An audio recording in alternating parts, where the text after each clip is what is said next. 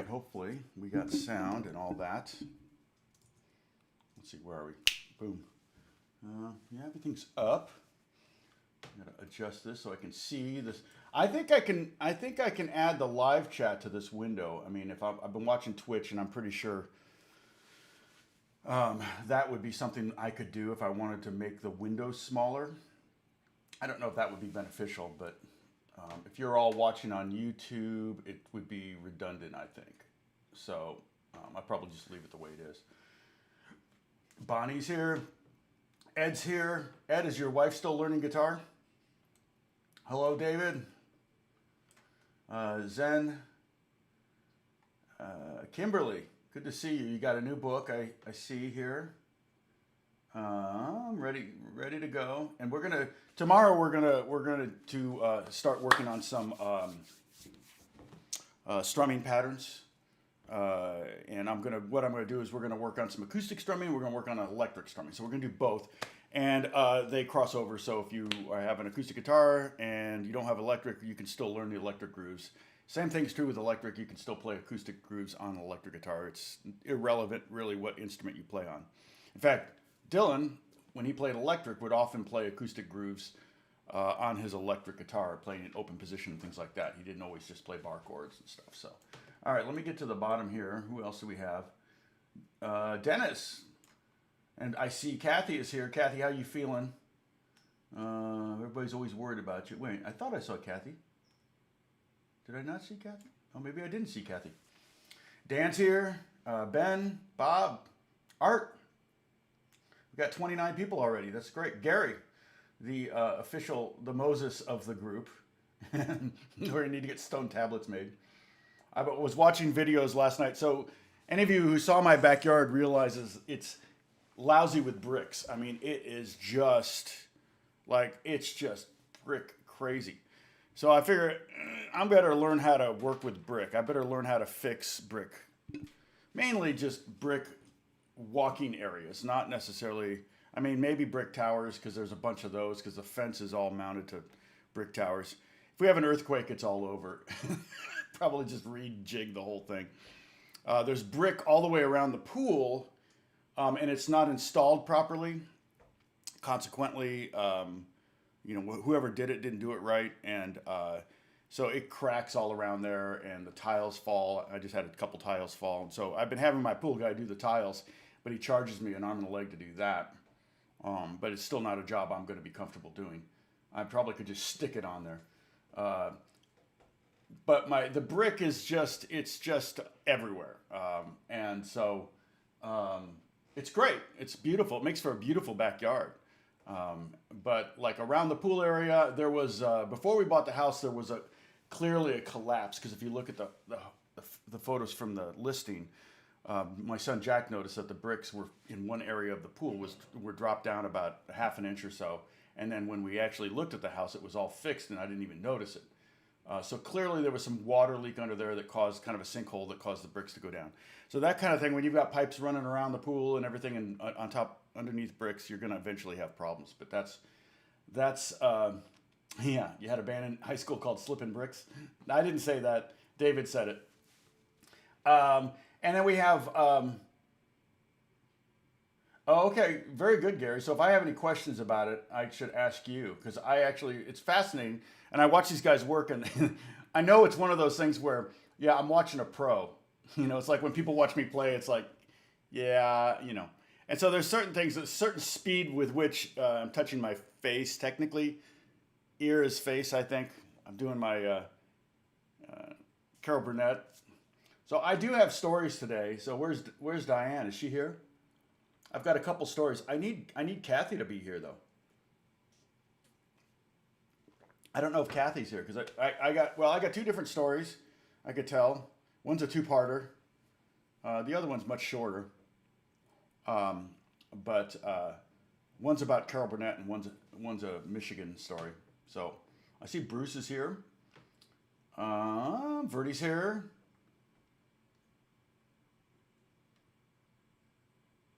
Okay, I'll check them out. I think I may have already subscribed to that. And again, I'm not gonna try it. Like there were some things I saw them do that I'm like, yeah, I'm not gonna do that. I don't need to do that.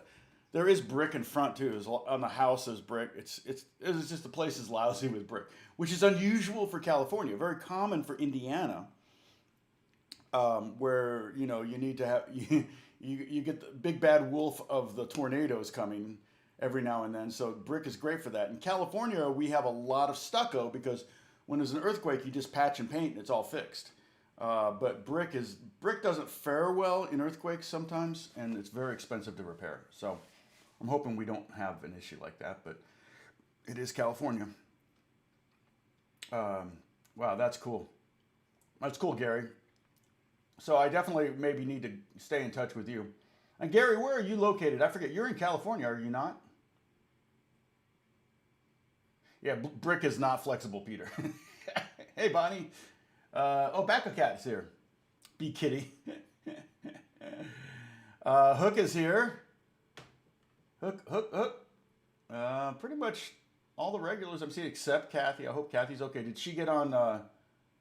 Gary, you're in Wisconsin. Okay, well, I'll have to fly you out here to do some work. Well, I'll fly you out, put you up in California, and then give you lessons, and you can do all the brickwork. And I'll supply all. You bring some tools with you. I saw some very specific tools. I'm like, dang. And I know the thing is, when you're going to do any job like that, it's real important to have the right tools. And so every job is a lot easier if you've got the right tools. So I'm probably going to have to outlay some, $1,000 on tools just to have the right things around so that I'm, I know what I'm doing, but I'm not. So I have at least the tools to do what I want to do. But at this point, I have nothing to repair, nothing to do. I don't want to add any more brick. If anything, I might take it away. And I did have the pool guys did come in and they took out a bunch of brick to put in a new gas line, and then they put it back. But they pretty much used all my spare brick that I had lying around, so they didn't use the brick they took out, which makes sense. Well, Van Nuys is very close to where I am, Gary. So your brother is in Van Nuys. Yeah, Northridge. I'm just north of Northridge and Granada Hills.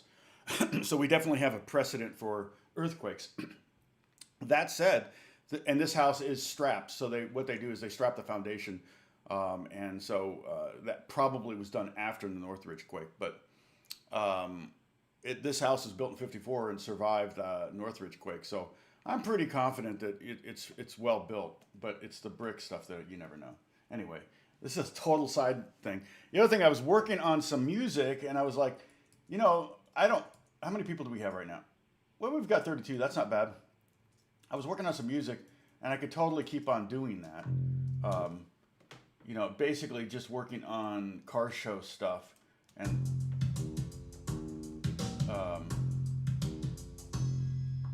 I could totally do some work while I waited for people to show up. But before, right now I'm creating drums and bass stuff, and then some keyboards, and then I lay guitars on top. Sometimes I start with guitars. It's every song is, I want to say, different, but sometimes it's not.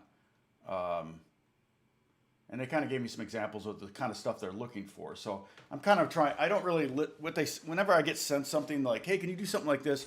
I don't even really listen to more than 5 seconds of it. I try to get the gist.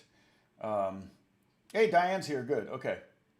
Because Diane, I've got a couple stories, and if I'm going to do one of the stories, I'd rather have Kathy here. So I need to know Kathy's watching. She may not be. Anybody? Sorry, I asked you this. Yeah, Baco, have you been through any earthquakes? Have you been out here for an earthquake or two? Yeah, really? Yeah, Deb, we should. Yeah. I don't know if you want to do a road trip. Once the quarantine is over, and it's getting there. Once it's over, I don't know. We're going to be at the peak of our heat, and I don't know if you're going to want to. Should I not be hearing something? Maybe not. Oh no. Okay. Huh. Well, there we go. Oh, it may have been the jack. But yeah, if we did a gathering, see, what you want to do is we would do a gathering in like November or February or something like that, where it's like cold where you are and lovely here generally.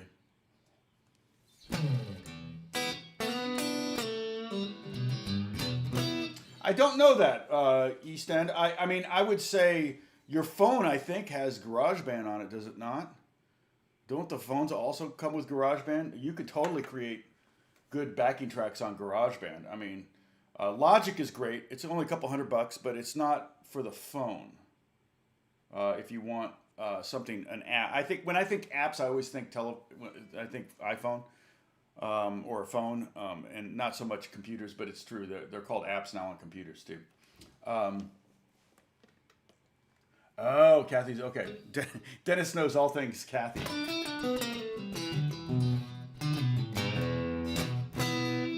So what I did, I delayed a little bit my start of the stream because I wanted to create a new scene that I had. I think it's this one, where I've got the pentatonic shape, what I call number 2. And I got lazy. I went ahead and added the blues notes. And somebody suggested, I forget who it was, said, "Hey, make it the notes blue that are the added notes." So I did that.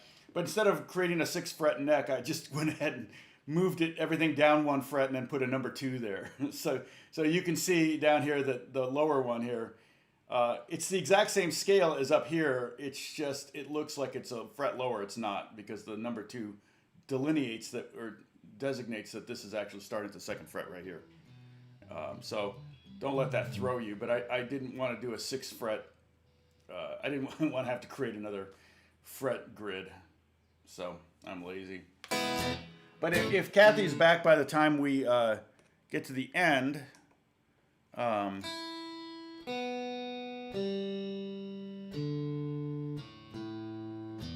I'm in tune.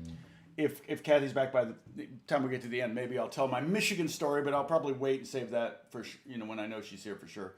Otherwise, Diane, you're gonna get a Carol Burnett story. So remind me. I think if you like, I don't know if you like Carol Burnett or not, but how can you not like Carol Burnett? That's the question. If you don't like Carol Burnett, you've got issues.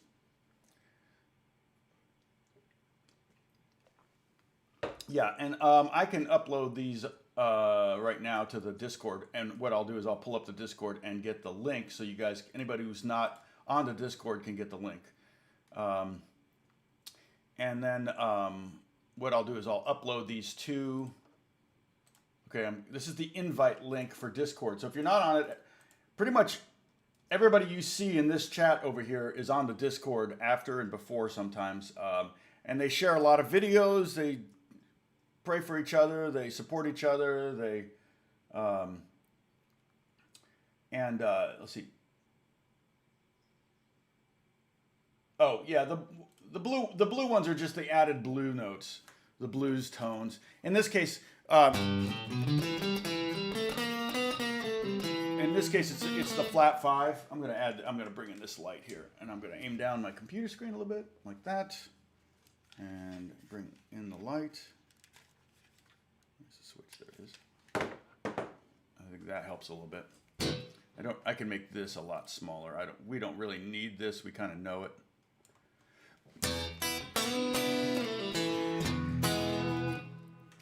I can add the chords down here though too, because what we're probably going to do is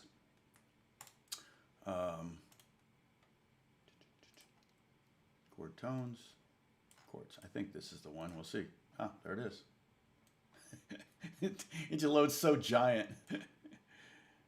Okay, like that, and bring it down here, and boom. So now we have the chords as well. Now this is going to bug me, this empty space. I got to put something there. Stock quotes go there. Hey, Alan, good to see you.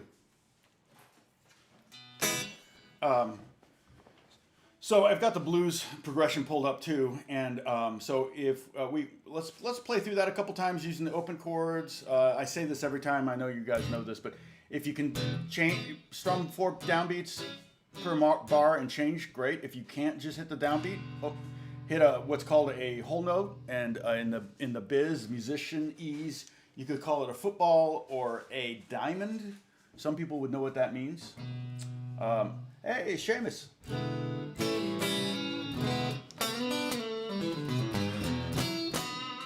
And just checking see who all is here. It's good. Max is here. And so if you really can't change very quickly, what I want you to do is to try to at least make sure you're on the chord on the downbeat of the next bar. So you'll see in the corner there, right here, boom, boom, boom, okay, you have the 12 bar blues. So the downbeats are the first beat of each of these bars. You can see there's 12 bars there. In other words, 12, the E7 counts as a strum, and then you see 3 more slashes. That means 4 strums total. And then the A7. So what you want to be able to do is, at the very least, be able to play E, 2, 3, 4, A, 2, 3, 4, E, 2, 3, and then hit E again twice in a row, and then go to A7, 4. And if you have to start changing 2 A's in a row and 2 E's in a row, 4, 1, 2, 3, 4 again. If you have to start changing early just to make sure you're there on the downbeat, do it. It's better that you have, and then you have all this dead space. In fact, and sometimes, you know, when we're playing the blues, when we're doing a bunch of times in a row, the band will sometimes go, right? You know.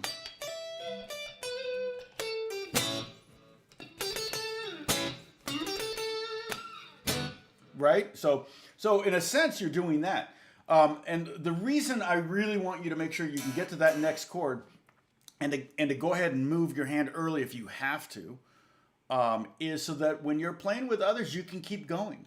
Or if people are singing, when you're doing songs that may not be in this key or anything, these chords, but you want to make sure you're at least change when you're supposed to change, and be there, even if it means cutting off the chord before it and kind of getting your hands wrapped around the chord, so you can get there, because that will be that will frustrate everybody. Nobody will be able to sing along with your playing. You won't be able to sing along with your playing, or nobody will be able to solo and jam if you're doing the blues. So you really want, if you, at the worst, you know, at the minimum, you should be able to do 2, 3, 4. And I think our tempo is slower than that. It's 80. Yeah, it's much slower.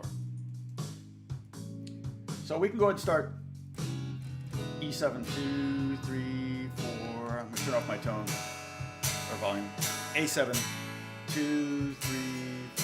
Remember, we got to get this done. We got to do this 1,000 times perfect, not in a row, but 1,000 times total, without making a mistake. If you make a mistake, it doesn't count as one of your 1,000. The idea is to ingrain in your brain the classic blues progression.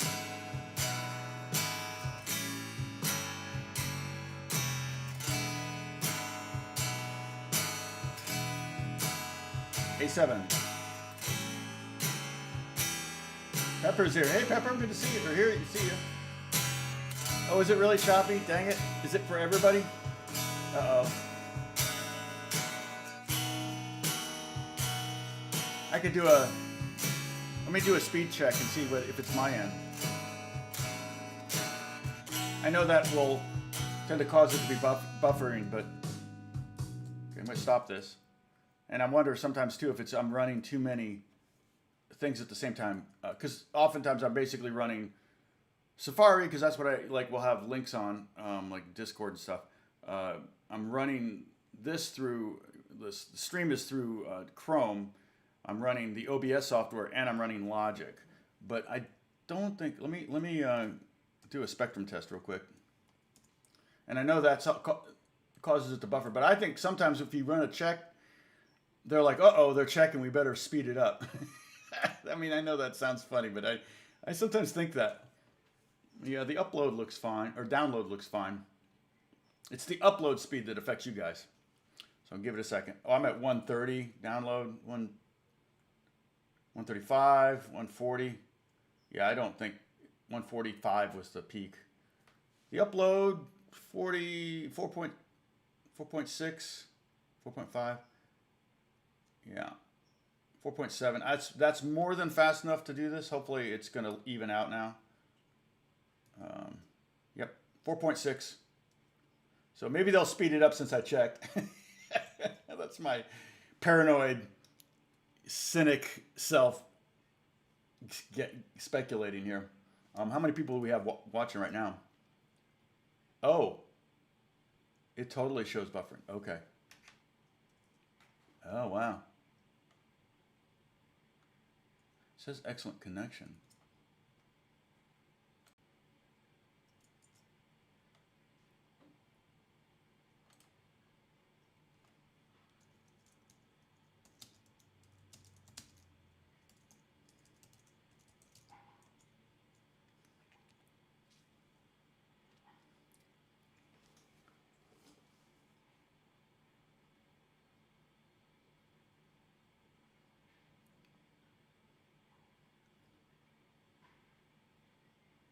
Hey, Margaret.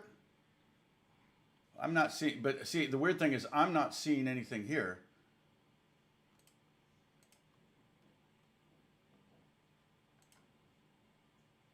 It's acting weird.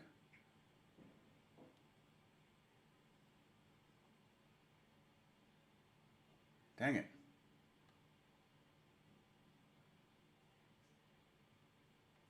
Weird. Okay.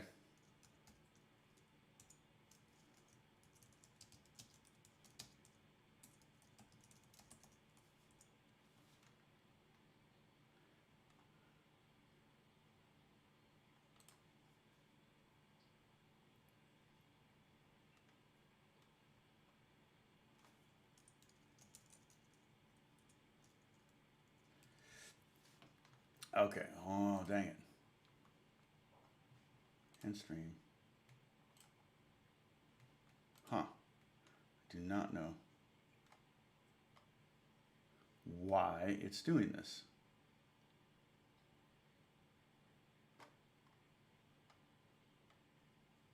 Really? You see me now?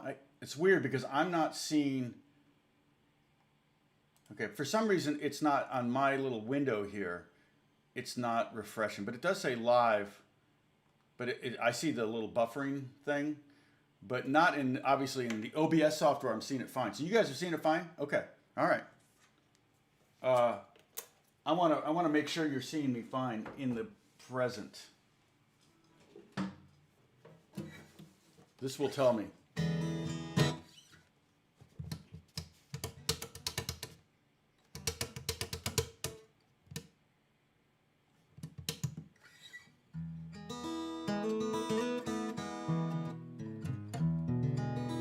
So Pepper saying sip, pants confirmed. Because she saw I changed guitar. So I know that you're seeing me. This is frustrating though, because now I know that this video is going to be up there and people are going to be like, oh my gosh, Tom, get your act together. But it's not me. Yeah, I know. It went way down. It says 23 watching. And I'm getting a spinning beach ball here on my stream settings, analytics. Oh, this is cool. I didn't know I had this. Okay. Stream health. Yeah, it says error. Stream is healthy though now. Now let me the stream settings, I have it set to low, the middle setting. It defaults to normal latency, which is better quality, but okay. Well, I'm going to just keep going until you tell me, let me know if it's buffering again, but yeah, I definitely can tell people-wise, it's not, the viewer activity's way down. And that may be just disconnecting kind of thing. It peaked at 43 so far, so that's good. But it dropped, it peaked, it got to 43 and then just dropped. Okay, so now we're up to 27, so I guess it's looking better now. Sorry everybody, I really apologize for this. It feels like I'm being unprofessional, but I wish I knew what was going on. So I'm going to continue to play the blues. So basically what we have here is down here, we have the progression, very, very simple blues progression that I want you to be able, I want you to memorize this. I really shouldn't put it there. You shouldn't have to look at it at this point. Here are some chords, basically open position. If you're playing acoustic guitar, you can play these on electric too. It doesn't really matter. And then over here, we have the pentatonic number. Boy, I want to get, like, there we go. I have to lean over. This is pentatonic number 2, I would call that. That's my delineation. Thanks, Peter. Okay, and so, but what we did before was, you can see these two scales This was the open position pentatonic, and here's the blues. And I didn't do the blue. Someone, may have been Art, I can't remember, suggested, hey, can you do the new notes or the blue notes in blue? So that's what those are. Those, the notes, this note here, oh, you can't see my cursor. You can't see my mouse. So this note, let's see, I'll go back to electric. The note at the first fret on the 5th string, should be blue note. I could redo it with blue. And then this note here too. I posted the Discord link. Or no, I didn't post the Discord. Here's the Discord link. So if you want to join the Discord, everybody's up there. We got 30 people on here now. But that was the blues. And so look at on this one over here, look at the black notes, okay? These 6 notes here are the top of this pentatonic shape.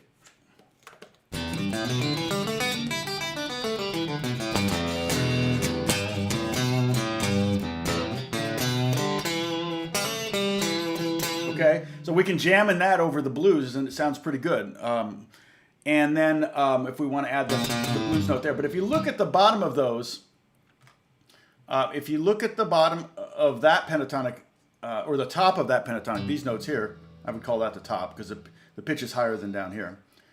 And compared to this one, you can see it's the bottom of this one. So this one here, you start on the, I'm playing with 2nd finger on the 2nd fret. And you can do that. You can use your 1st finger, but 2nd finger and then pinky on the 5th fret. And then 1st finger on the 2nd fret, pinky on the 5th fret, 1st finger on the 2nd fret of the 4th string, and pinky on, and we're gonna stop right here for a second because I want to show you something. But this is the pinky is on the 5th fret of the 4th string, okay? But this shape right here, 2, 5, 2, 5, is the same as this. Right? Layla lick. So that's really cool to start to see shapes in your scales.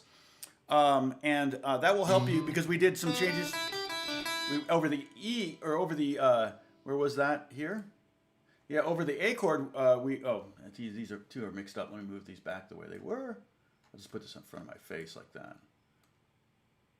And then, so we modified that Layla lick, we can call it, to better accommodate the C7 chord.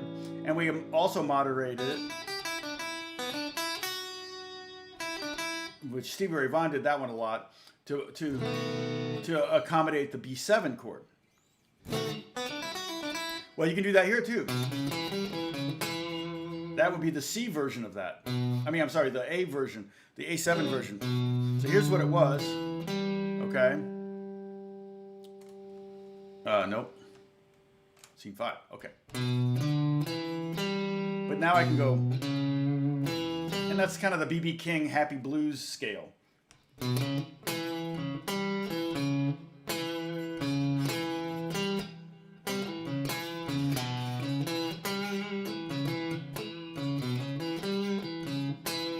Okay, and then if you want to accommodate the B7 chord better,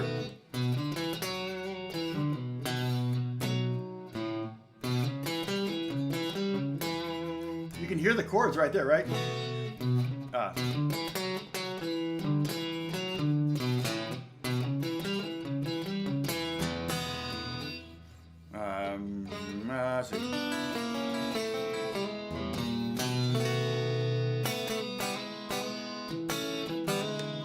Okay, so somebody had a question I saw. What was it?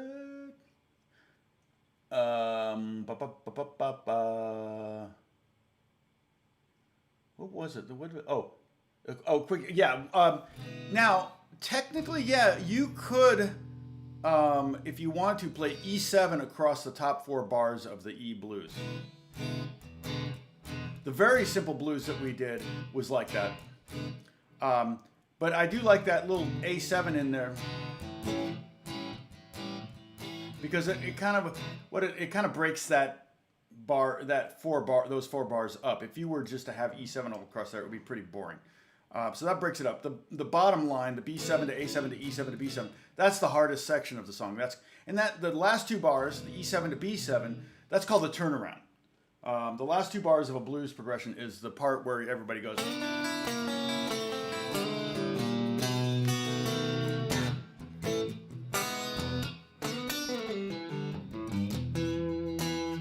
So anyway, I just wanted to show you, this is more for the, as we played up the scale, you can start seeing some patterns develop. No secrets, not secrets, just patterns. And then musically you can use them. Try to hear the music in your head. Okay. Okay, so let's go back. 3rd fret, 5th fret. 2, 5, 2, 5, 2, 4. Go up a fret with your first finger. 3, 5, 3, 5.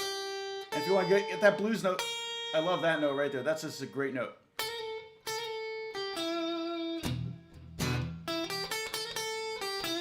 Right? Okay, and then it's also here.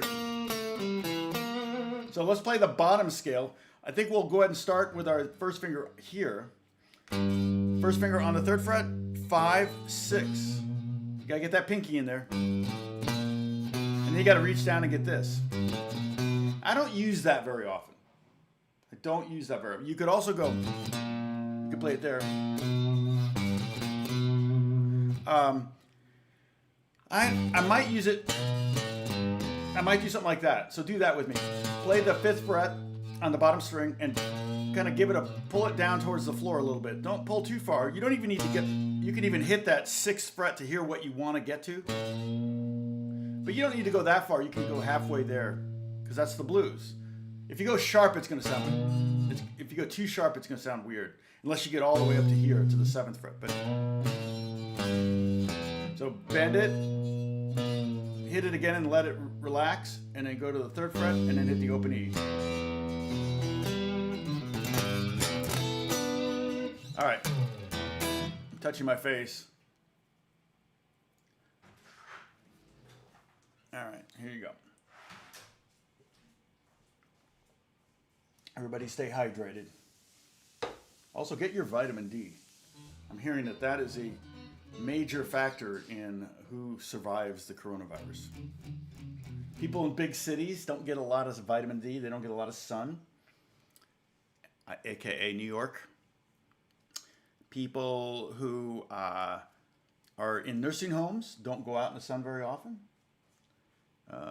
And then anyone who's obese, also apparently the vitamin D doesn't absorb through the skin into the body as well through the fat cells as it does through someone who's not so obese. So anyway, I'm going to lay out in the sun. I have been laying out. I don't know if you can tell. I actually been getting some sun. I've got what musicians call studio tan, which means I don't go to it means you have no tan. It means you're white as a ghost because you're in the studio all the time. Probably kind of like a casino tan. There's probably a saying like that. Yeah, hit the like button. How many people we have? What do we got? What do we got? 38. Not bad. Good. Okay. I appreciate you. I posted on my Facebook page that I hit 75,000, which is pretty darn cool. Thank you all for that. Okay, so let's go ahead and try this other pentatonic scale, the bottom one there. I have to point. Let's see. How do I point? There it is, and it's right there. I got to go closer to the camera. Too close. Okay, right. This is so hard. I would make a lousy weatherman. See these cumulus clouds right here? All right. Skies are blue here, or the blue notes here. All right. So if we play 3rd fret, 5th fret, 6th fret, go down to the 2nd fret, 5, 2, 5, okay? But like I said, I'm not going to play that very often, maybe. I might do it as a melody for a blues track, for like a car show or something. That I've probably done, but this is the one that's fun.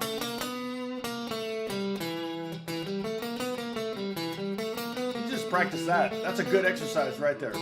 So I'm playing on the 4th string, 2, 5, and then on the 3rd string, 2, 3, 4, 3, 2, 5, 2. There's that blue note.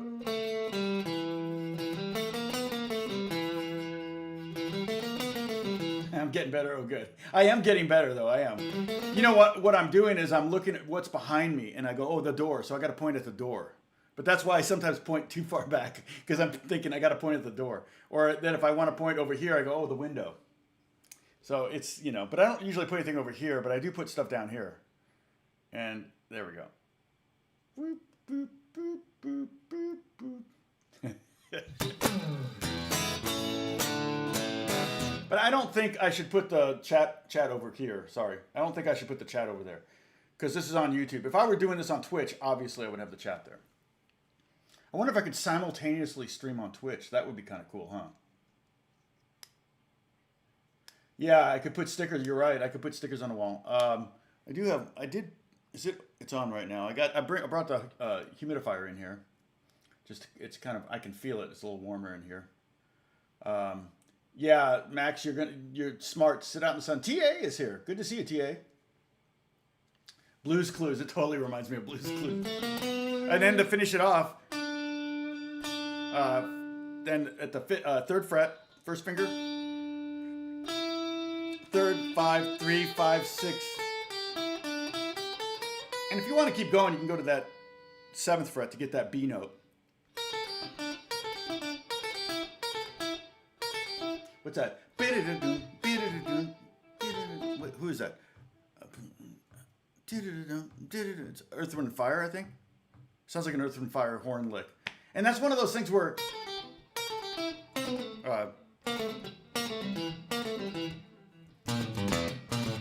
you would have 3 horns all play in unison but octaves. So they'd be like, they may have the trumpets up here, alto sax or tenor sax down, maybe in a trombone. Yep.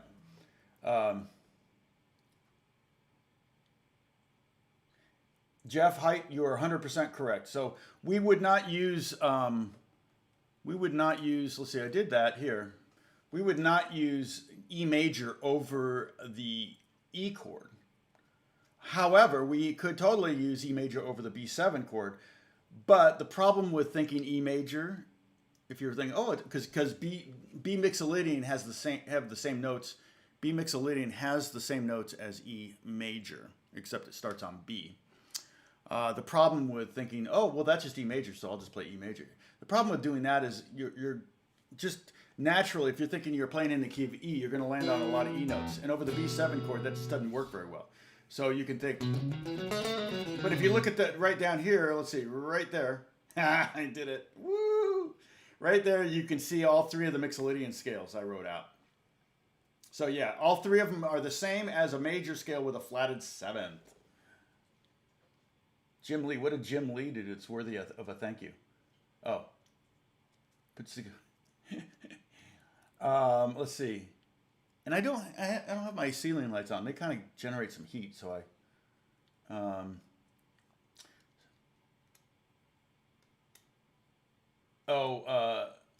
see what you're saying. I could put some multi-stream. It's called multi-stream. So I think you could actually stream on YouTube and Twitch simultaneously. That might actually be really smart, huh, man? That would be actually really, really cool. And the good news is Twitch is... I'm going to give you a chance to drink. Take a sip.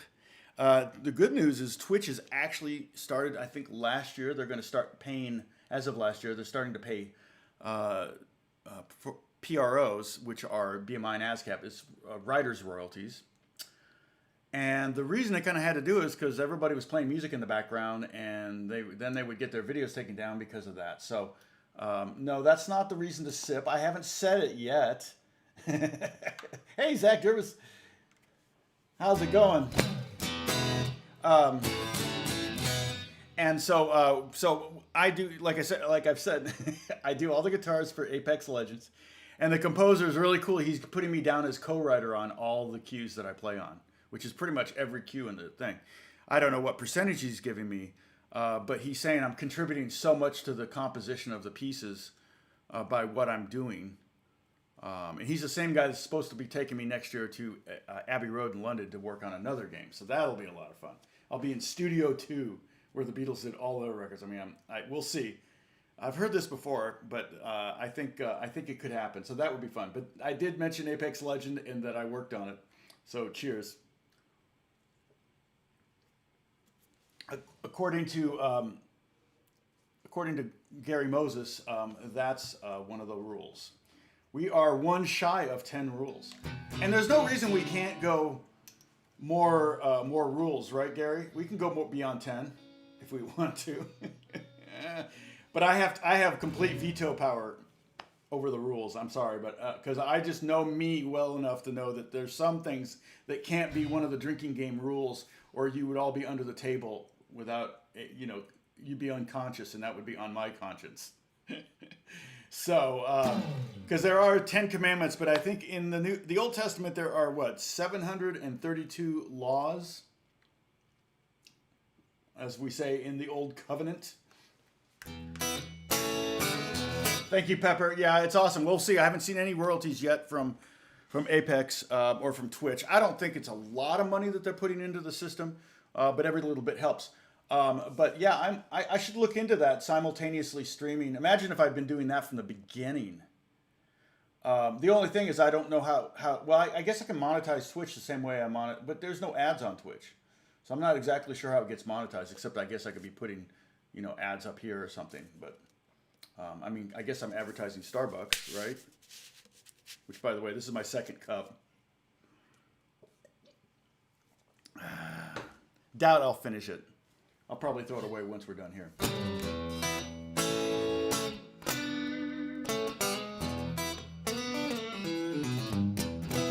Oh, there'll be a lot of filming at Abbey Road. And I may bring Beth with me. Gary's providing us for the rules. So I want to go back to scene 5, which has the pentatonic number 2, and also the blues note.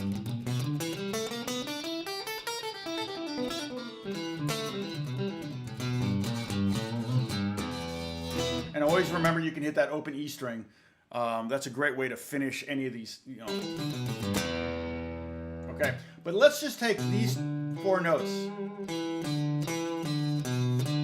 Okay, what do we have here? Well, we have a B. So we're 2nd fret on the 5th string. That's a B. And then here's a D. Here's an E, and here's a G. So we can get away with this E. Before we were playing the E with our 2nd finger in this shape. But in this shape, we'll be playing that E with our 1st finger. Okay? So let me hit the blues again, and we can jam along with this.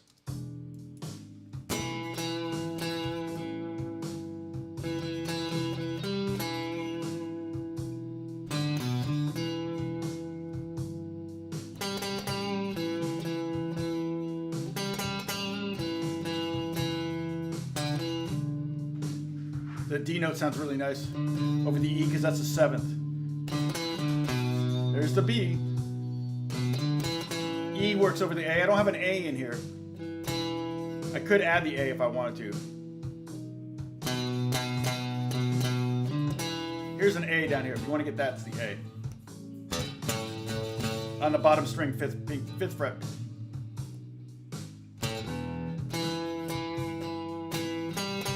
That G works nice though, because that's the 7th of A7. And that kind of gives that B.B. King would do it.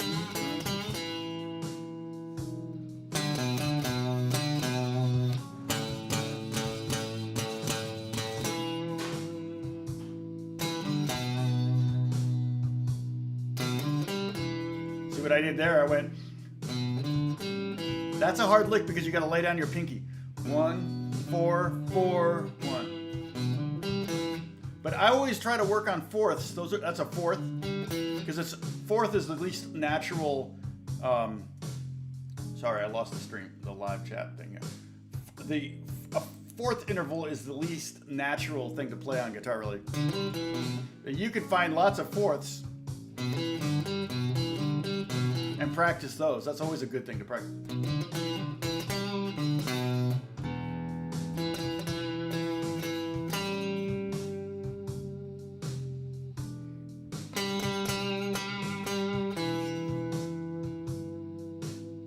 Remember the jam? Remember the jam intro to improvisation videos I did? Where I played a lick and then waited a little bit for you to play the lick? We're kind of doing that now if you want.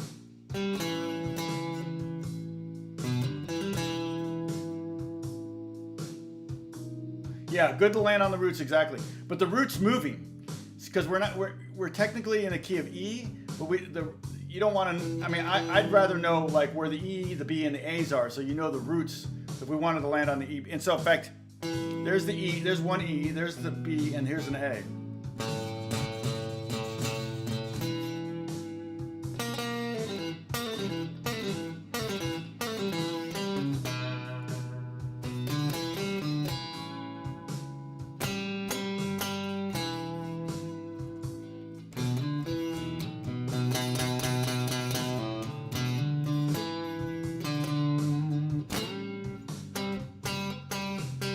So I'll play a lick and then you play it. Of course, it's hard because with the blues, the chords change pretty fast. But do that. We'll do it again over the E. Okay, over the B, we're just going to hit B and go open. Watch.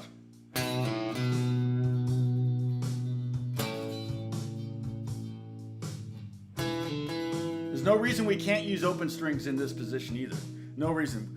We want to actually be able to go back and forth.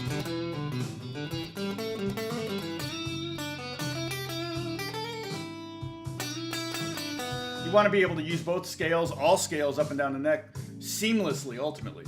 And remember, we talked about this last week. I'm going to turn this off. We talked about this not last week. This is what I'm talking about.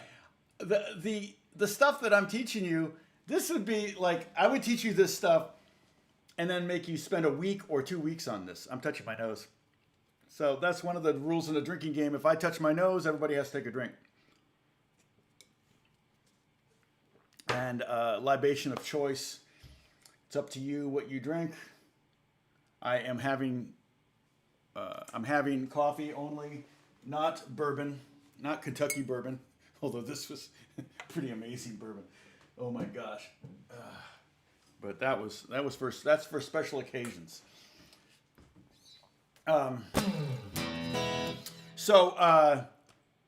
This is what I was talking about. And if Zach is still watching, Zach, I don't know if he's still there, but Zach's a very good guitar player, and he lives in Chicago. So I'm almost embarrassed to be doing the blues in front of him because he lives in the blues town.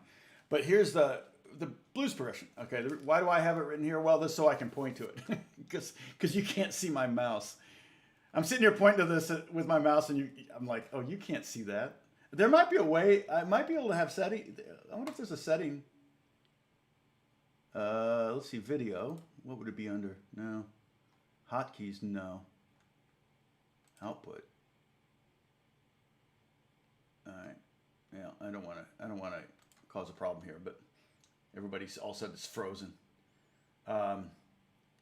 But what my point is on this was basically don't like play E lick, A lick, E lick, E lick, A lick, A lick, E lick, E lick, B lick, A lick. That's hard to say. E lick, B lick. Don't do that. Play through the progression. You know, play a line that carries you into this and all. And I'm like, you know, you don't need to write these. You just think this way, so you're not like the best riffs, the best blues solos, the best melodies and things are melodies that kind of like introduce this chord to this chord. How can we go from this chord to this chord and then from this chord back to this chord so that everybody knows you're doing it? It's kind of like what I was telling you. You know, I can solo by myself. So I can solo by myself, and you can tell where I am in the progression. Okay, let me try it. Let's see. Okay, I'm gonna give you an E and O.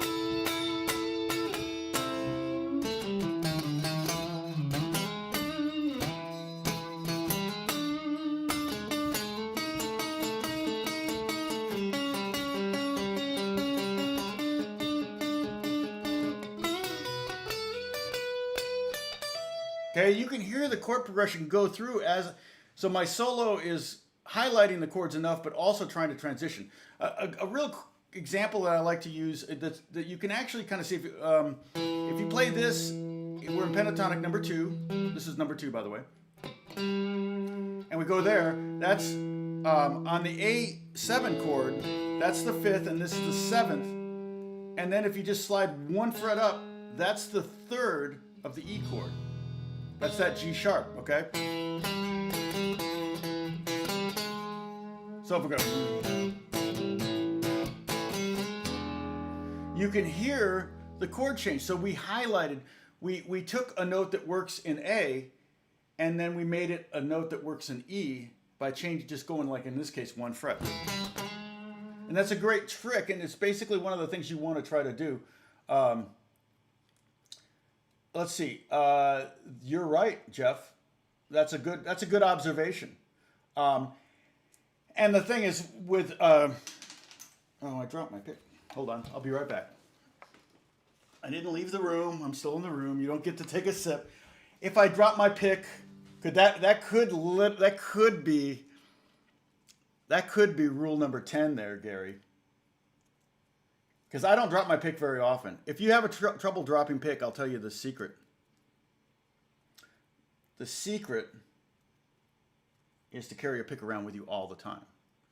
So I'm a Washington Redskin fan, and there was a great running back that when I was a kid, I read his biography called Larry Brown. He was a running back mostly in the 70s, maybe in the 60s. I can't remember now. And Vince Lombardi was the coach of the Redskins at the end of his life, and Larry Brown was a great running back, but he had a fumble problem. So Vince Lombardi made him carry a football around with him to the shower, to breakfast, to bed, 24/7. He had to have a football with him, and he got rid of his fumbling problem. So same thing with a pick. Well, let's take a sip. We'll decide. Gary and I are going to have a meeting on this one.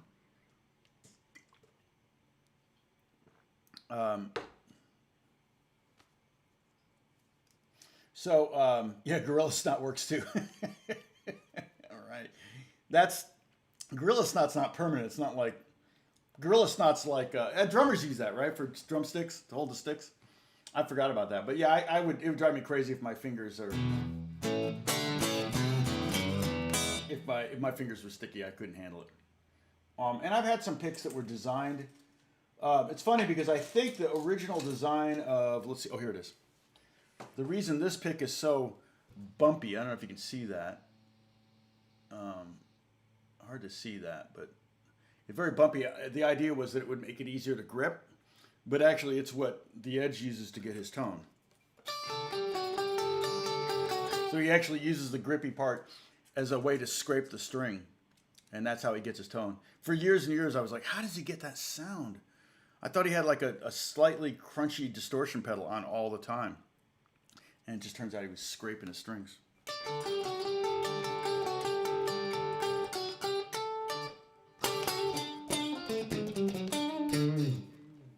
See, if I go to, I'm running through amplitude right now. What's the delay time is dotted eighth. Okay, that's what that is. So if I turn this up, you might be able to hear this. But see, the tempo's got to be faster. Let me go like 120.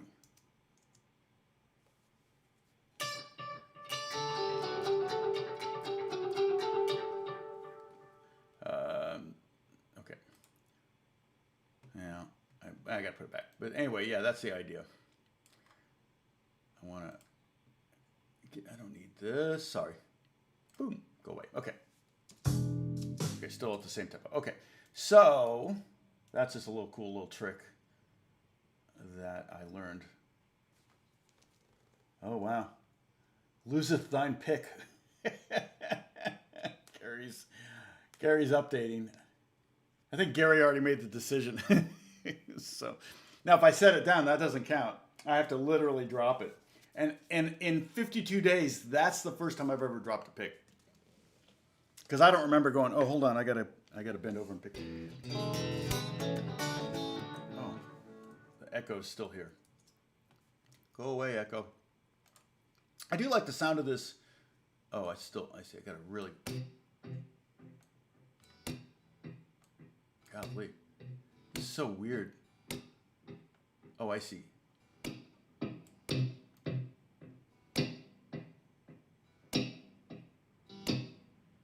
Sorry, I'm just messing around with the delays here. That's loud. Love it.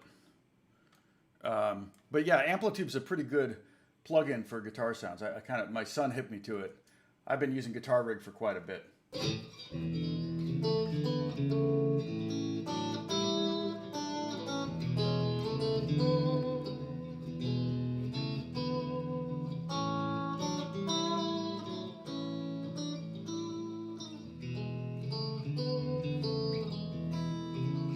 Yeah, I've never dropped my fingers.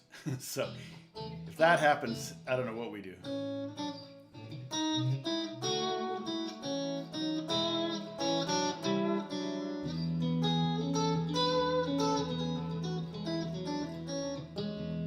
So anyway, I will upload these. Oh,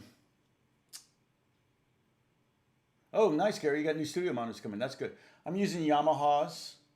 I think these are the big drivers. These are the big Yamahas I'm using. And a friend of mine who's an audio engineer, he sold me his old ones. So he spent like 20 grand on his speakers. I'm like, yeah, that's not gonna happen. Yes, sweaty hands, and I do sweat. I do. That's why I kind of like these. I'm kind of getting into these gravity picks because they're a little bit bigger than what I used to use, which were the Dunlop 1.5s, which I still use. A little bit bigger. I think as I get older, the bigger things, the bigger handles, all that stuff feel better on your hands. I've never used a tiny pick. I actually bought some of those. Some of these, somebody recommended the Prime Tones, so I bought some. And I've messed around with them a little bit, but it's just not my thing. So.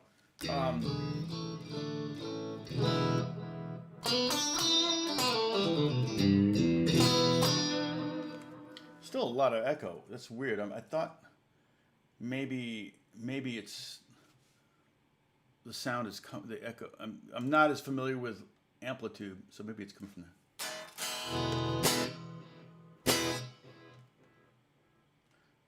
And the feedback I could turn down too. But now the sound, the level's down.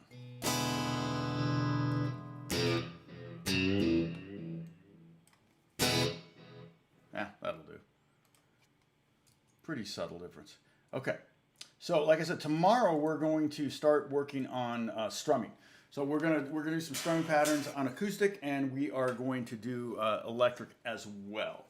And it should be fun. We'll have the other thing I love teaching about is capos too. So if we keep going, I might do 10 days on strumming, and then maybe I'll go to capoing or something like that. But the blues thing was just something fun. Again, the reason I did this was so that you had something that you could play along with others. Oh, I need to get rid of that screen. But it was so that you had something that you could play along with other musicians. And let's see what else we have. All right. And that way, everybody knows. They say everybody knows the blues, but that's not true. And so now you do, and you have no excuse. I'm going to organize a little bit here. Hold on, give me a second. Boom. Okay, and then this goes right. I do that every time. That goes there. Right on my face. Right? Okay, there we go. Boop. All right. So, what is Dennis saying?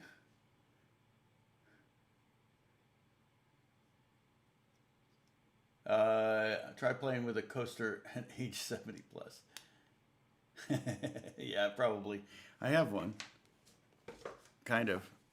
There we go. Could use this. It's got cork on one side though. What if it was like the best tone I ever had? I'd be like, dang it. And then I get other coasters and they don't sound as good as this one, so I actually have to carry around a flower coaster for all my gigs.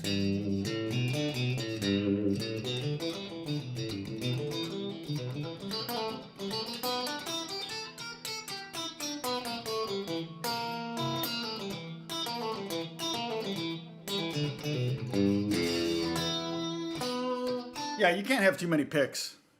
Because I like using them for different sounds, but you just never know which one's going to be. Here's a rubber pick. I got this because I was getting blisters on my thumb playing bass, so I thought, well, maybe if I had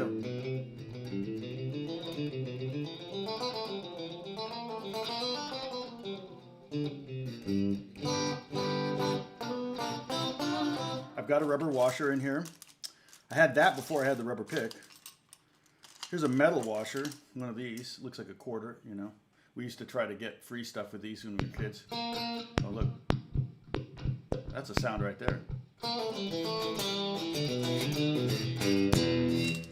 Here's a $35, what's it called? A blue chip pick. Now, I don't...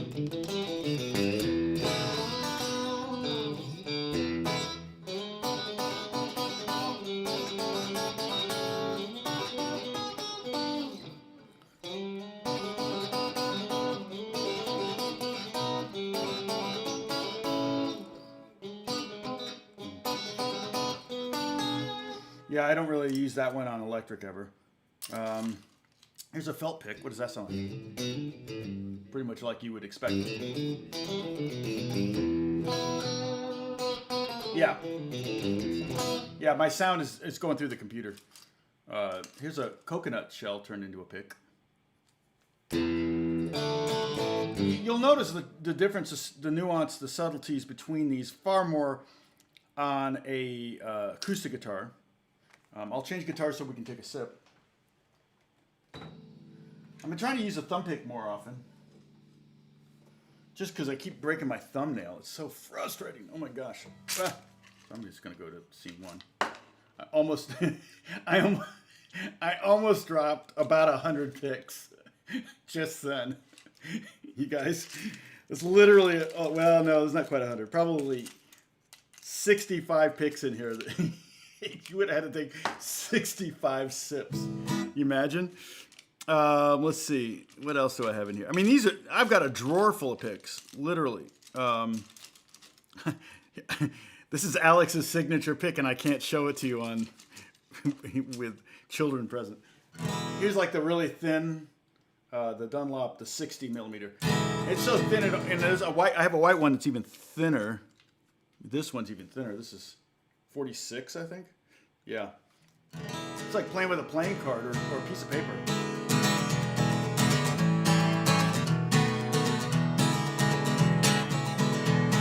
Peter, no, just don't have it out. I don't use it very much for recording. I use it more if I need a guitar to travel with, because it's eminently more replaceable than some of my other guitars.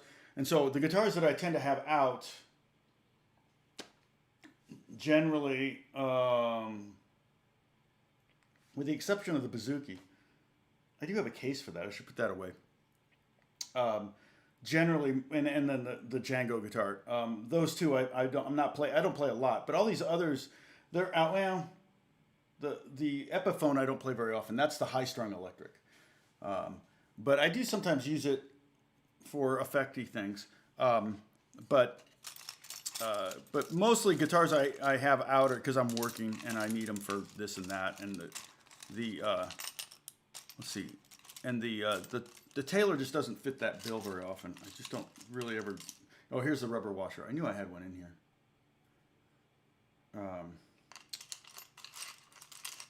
I run the risk of dropping all these picks. And then this is a pound coin. I've got a 6-pence, which is what Brian May uses. I need to get a peso like Billy Gibbons. Here's a 6-pence. So we bought a bunch of these when we were in London at you know, they don't have these anymore. So we had to find them at, like, we were staying in Notting Hill. So Notting Hill is pretty much at least when the weather's nice, it's non-stop flea markets everywhere. But yeah, I've got a whole drawer over here of picks, and you know, everything from things that I get at the NAMM show, like I don't even know what this is. Fox pedal. So you know, you get a lot of these freebies at the NAMM show. And just extra picks. Here's another. Here's a wood pick. This is rosewood. Even says rosewood on it. And I think this was made in Japan. So you'll see what that sounds like compared to the. Here's a. I don't even know what this one is. It's really hard. I don't know what that is. That may be a stone pick. Oh gosh, I can't believe I've had this pick since I was in junior high. And this is agate. It's a beautiful pick. And this is one of those things where, if you play with a smooth stone pick, you'll play faster, you know.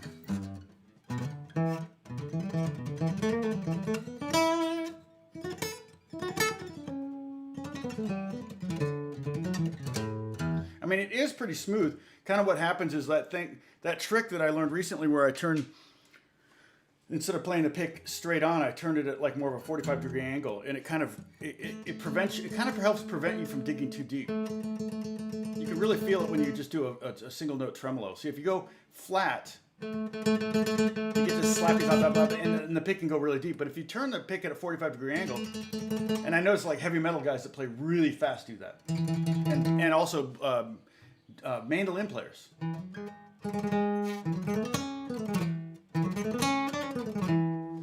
So let's see, where was that? Where's that? I had it in here, I think. Oh, here it is. So this is the coconut, made out of coconut shell. And then here's the rosewood. Really subtle difference. This is some kind of stone. Here's that agate pick I got when I was a kid. It was really expensive too. I was like, I don't know if I should spend that much money. It was like $12.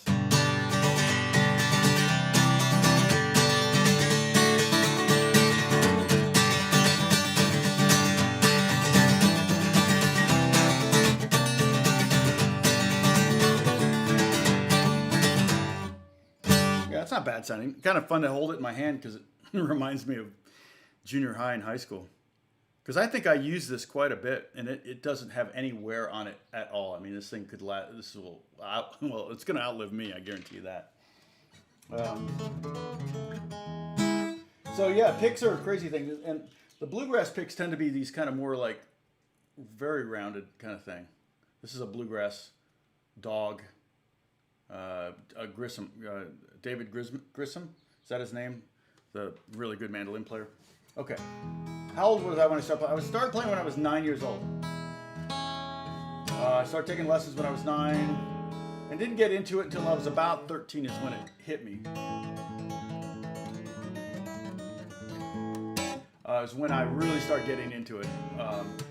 And that was largely because, my dad thought it was cool that I could write and read music. And he was like, that's cool. And I went, oh, it kind of is. Most kids can't do that. So...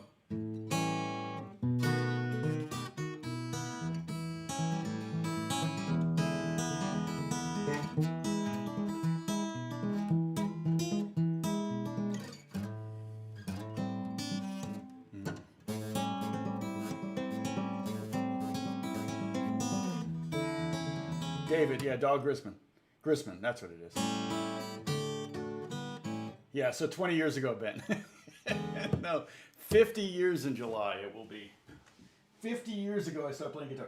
And I started teaching guitar, I think I was 15. I think it was 15 when that teacher saw me walking around the high school with a guitar case. And she said, do you teach guitar lessons? I'm like, I don't know. She said, would you teach my son for, I think it was $5 for a half-hour lesson. But she picked me up, brought me into her house, taught the lesson, took me home, and I got $5 in my pocket. I was pretty stoked. That was quite a bit of money when I was a kid. I think minimum wage was probably $2.25 an hour or something like that in 1976. Yeah, I did switch guitars. You're right. So I'm going to take a sip too. Then you started at age 6. Some of you just started playing guitar. Notting Hill is a great movie. It is. I like that movie too. Yeah, it's kind of. It's also interesting that Julia Roberts is married to a guy that was kind of like, I think, an electrician on sets. And they have 3 kids now. So that's interesting. I mean, the big movie star marriages. I actually wanted to write a book with Beth. And I've got a friend that actually knows a lot of Hollywood celebrities. He kind of works a lot with them. And I suggested, because he's written a couple books. And I suggested, he thought it was a pretty good idea too. But I wanted to do a book on interviewing Hollywood celebrities, particularly if both of them are famous, but they don't have to both be famous. But Hollywood celebrities that have been married for 30 or 40 or 50 years to the same person the whole time. And there's a lot more than you think. I actually did some research. And I started looking up some big stars and some older movie stars and stuff like that. And I was shocked to find how many celebrities, even ones that have since passed, were married to their same spouse for 50, 60 years. But there are several Hollywood celebrities who have been married for 20 or 30 years. Now, some of them have been married, but they have an open marriage. That would probably not be one that those would not be ones that I would interview. Okay, you started at 16, 51 years. There you go, Jeff. And then 2 broken thumbs. Hey, how's it going? 5 years now. 2 broken thumbs. That's just... Yeah, right? Yeah, you pay me $5 an hour for yeah. Yeah, well, if we could teleport back to 1976, then maybe.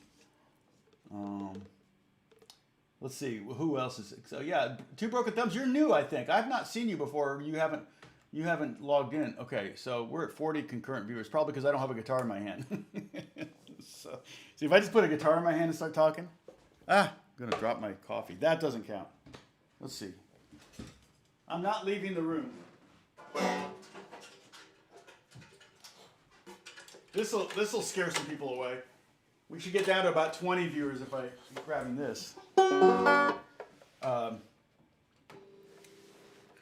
got to touch my face. Okay, change guitars and touch my face. So that's 2 sips. That's a double sip right there. And I got to tune my banjo. But that doesn't count.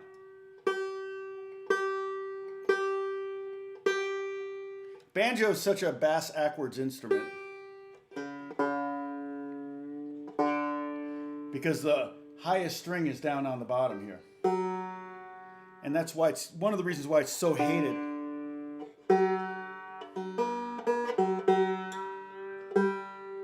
Because you hear that G note all the time.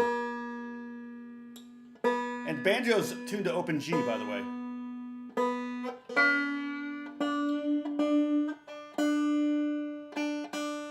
Capo and play an open A and open B flat. I have what's called spikes on here. So basically I have these things that I can tuck the high string under.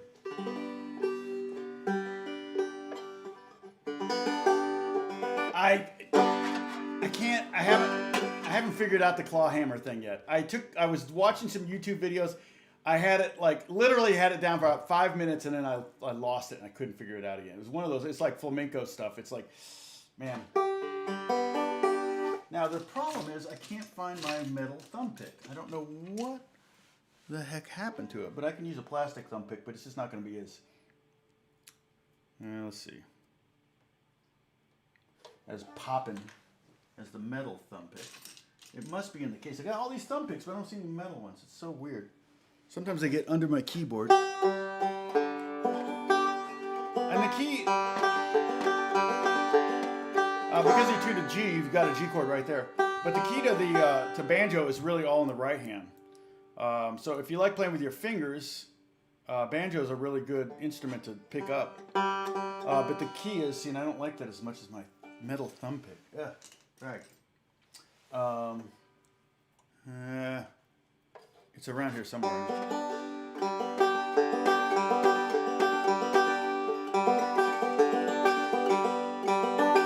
Is to have what they call in banjo lingo rolls. So if the goal is to have as many rolls down as fast as you can get them, and I'm just not I'm not there. I've never really studied it hard for reality show music, yeah, I can do banjo. If somebody called me to do a bluegrass record, I would not do it. I wouldn't do it. Deliverance. Oh,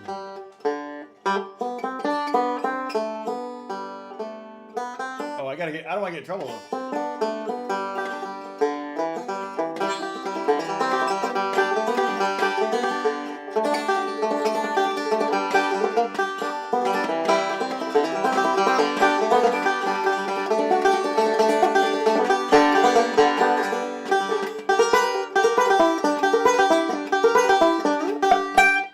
Something like that. Those guys are great though. That was some great playing. I think it may have been Scruggs, Lester Flatten's Scruggs. I'm not sure. But there's G, and then C chord is like this, and then D chord you can play like that's D7, or I like D major. D major. You can also play D like this, and C could be played like this.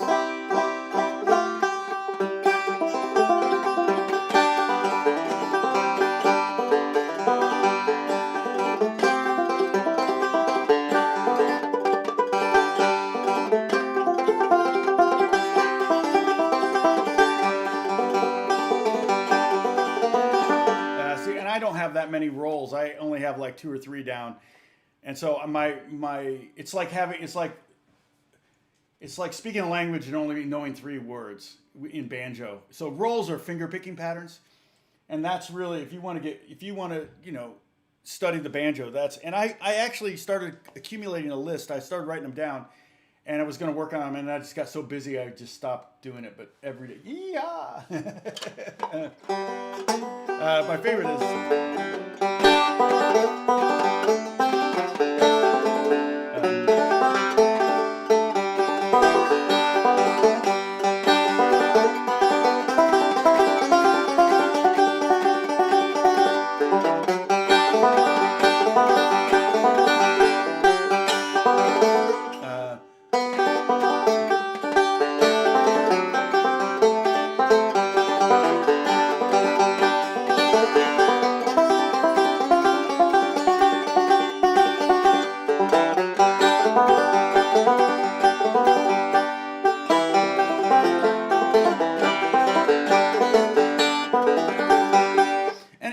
The thing is, like, if I were to throw this onto a country pop record, I could do it because typically the songs aren't very fast, and it's more like, They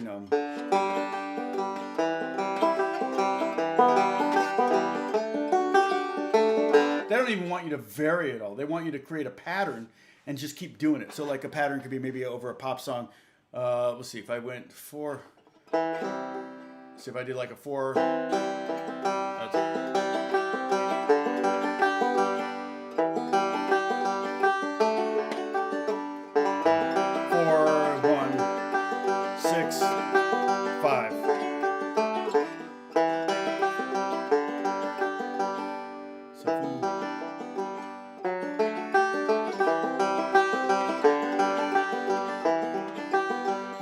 It would actually be, I could do that. I've done those before, and that's not particularly hard. Just a matter of finding the pattern and just repeating it. And it's so funny because somebody pointed this out. In like electronic music, there's something called a sequencer, and a sequencer is when you make a chord on the keyboard, and then the keyboard has a sequencer in it that moves the notes around in random fashion. Like here, I can give you an example of that. Here, I can load. I'll load a sequencer so you can hear that. In Logic we call it an arpeggiator. It's pretty crazy. Like I could do the synth basics and just I don't know what this one's gonna sound like. That's just a chord. I'm just holding down a chord.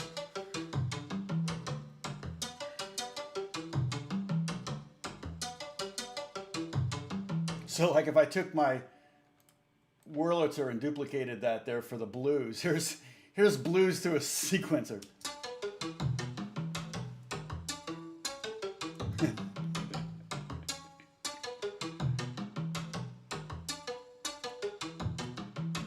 Isn't that hilarious? So banjo is kind of like the sequencer of the country band. Banjo just kind of keeps going. It's non-stop.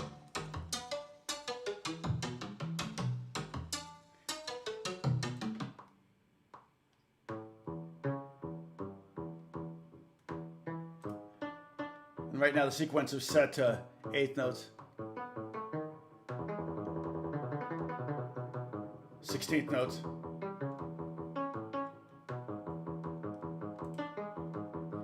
Or I can go like acoustics. I could do an orchestra, pianos. Here's pianos.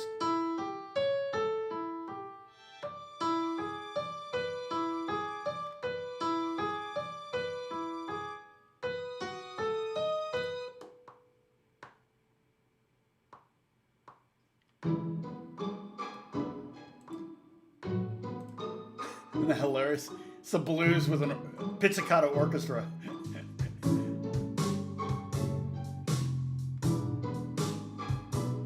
It's just like, what the heck is that?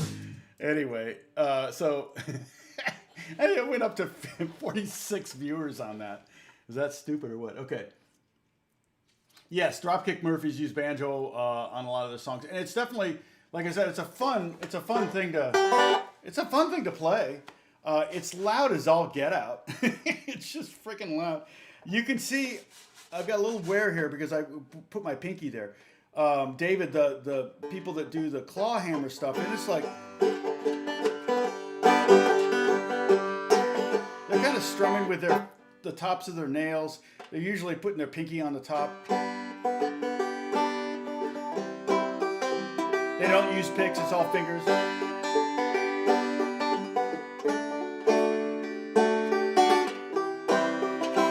And it's more strumming than, what's the other name for claw hammer? There's another name too. Yeah, blue music. Yes, exactly. All right, so let's see. We have a banjo in the house that's never used. I bought it for my wife over a decade ago, and she said she'd like to learn, but then found it too difficult. Well, again, I mean, it's really just about the right hand, and you really only need 2 fingers and a thumb. All the rolling patterns are pretty much wrapped around 3 fingers. So you just have to take them really slow, be very, like I said, the patterns. And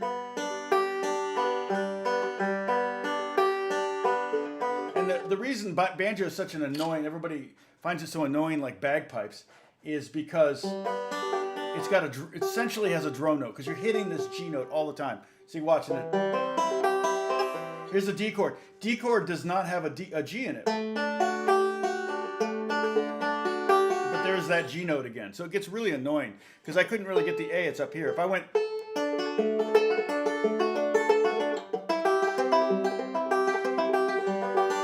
then you might be able to change that top note. But it's like bagpipes. Bagpipes have drones. Sitars have drones. So they tend to be the instruments that are the most annoying tend to have drones. Okay, I'm going to put this away.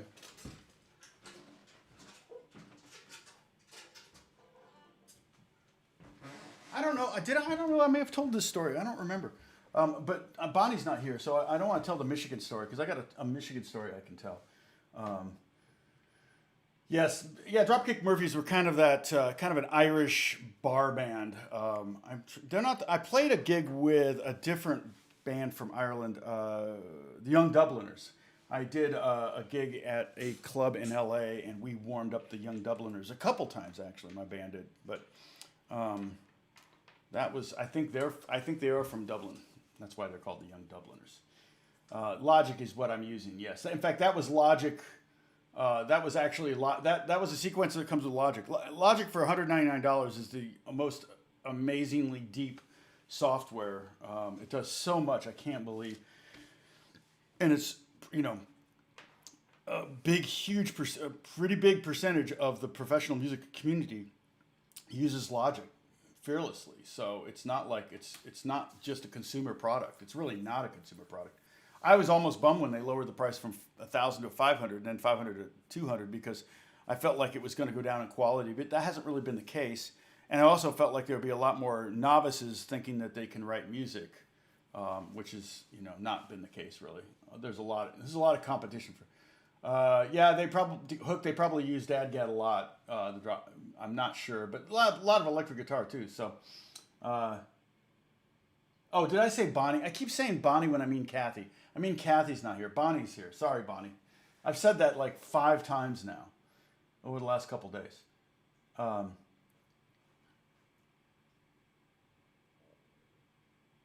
Yeah, exactly. Old man, you know. And the other thing is, you could take the high G string off and then turn into a four string banjo, and because I think some um, clawhammer banjo is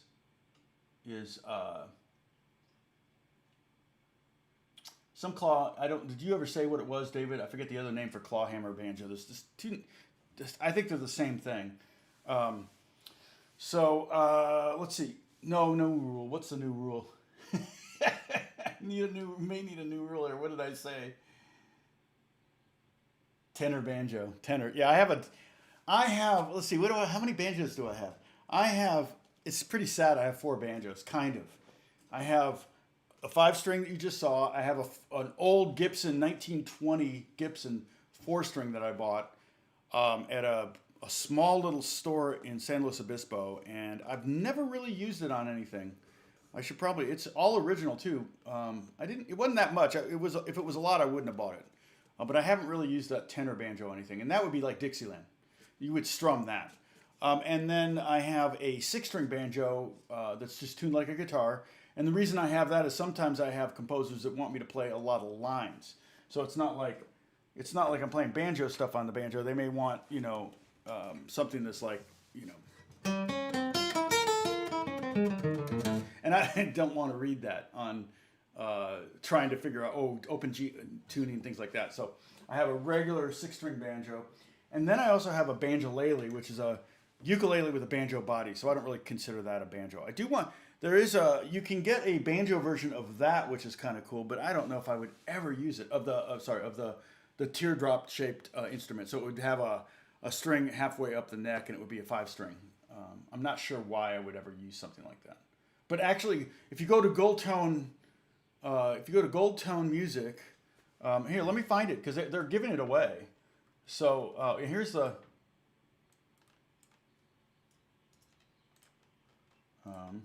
I got to remember to upload. There's a Discord thing. Let me go to Gold Tone and find that giveaway. I love giveaways. I've only won one, but let's see. It may have come. It was in an email. Boom, ba-doom, boom, ba-doom, boom. Oh, here it is. Boom. Giveaway. Copy. Okay, perfect. So go here and enter. They don't really bug me with emails, so I mean I don't know. Maybe I use one of my bogus email addresses. May 31st is the deadline. So it's a banjo and mandola. So it's a banjola. And it has a pickup in it, which is cool, and a bag. So it's basically, looks like a very similar, but no, it's not quite the same. And I think mine is matte. I don't like glossy. If I can get matte on some of these instruments, I prefer it. They just look better. There's that. And then also, just so you know, you can go to Sweetwater, and they're always doing a giveaway. Where is that? Here it is, right here. Boom. What are they giving away? Probably DJ equipment or something like that. Yeah, see. Content creator. So this wouldn't be a bad one to win. Headphones, a couple of mics, cable, looks like some software and an interface. $8,500 value. You can go enter that. Oh, US only. Oh, bummer. Probably the same with yeah. Yeah, well, it's funny because I did a giveaway a long time ago somewhere. I don't remember what it was and where I did it, but the winner was in like Mozambique or something. It cost me like $85 to send him a pack of strings. It's like, so if I ever do another giveaway, and I do have some stuff to give away, I need to do it. I should probably just do it with you guys, but it would have to be US only because I just can't justify.